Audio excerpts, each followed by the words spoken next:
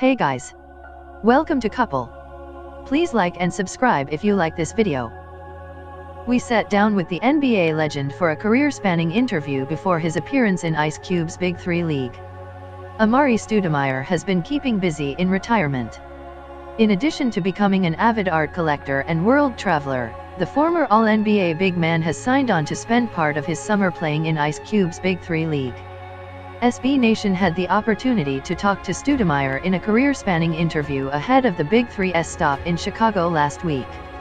We discussed his jump from high school to the NBA, ushering in the league's modern era with the Phoenix Suns, the high-stakes free agency summer of 2010 and his favorite Boris Diaw stories.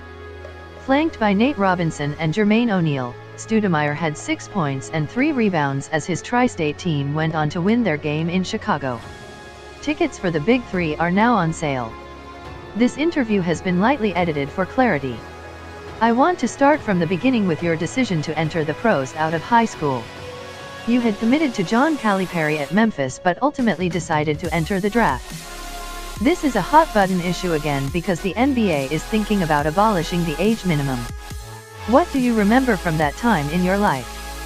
That experience was breathtaking, being a high school player who was thinking about the NBA as a major jump. I felt like my body was ready. I factored in every single detail that I could just to make sure I made the right decision.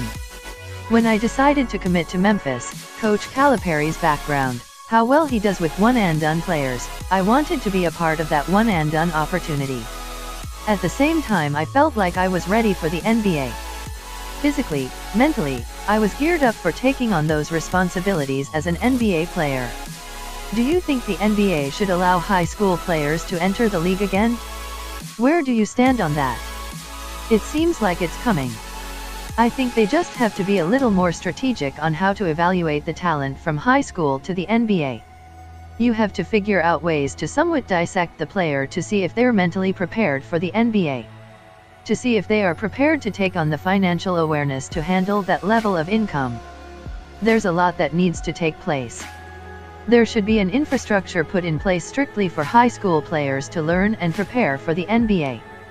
There's some great ones that came out of high school, and there's a lot that we don't hear about that wasn't successful. So, if you want to try to shorten that gap, I think the NBA should create a system that will cater to those high school players to get them to see if they're ready for the league.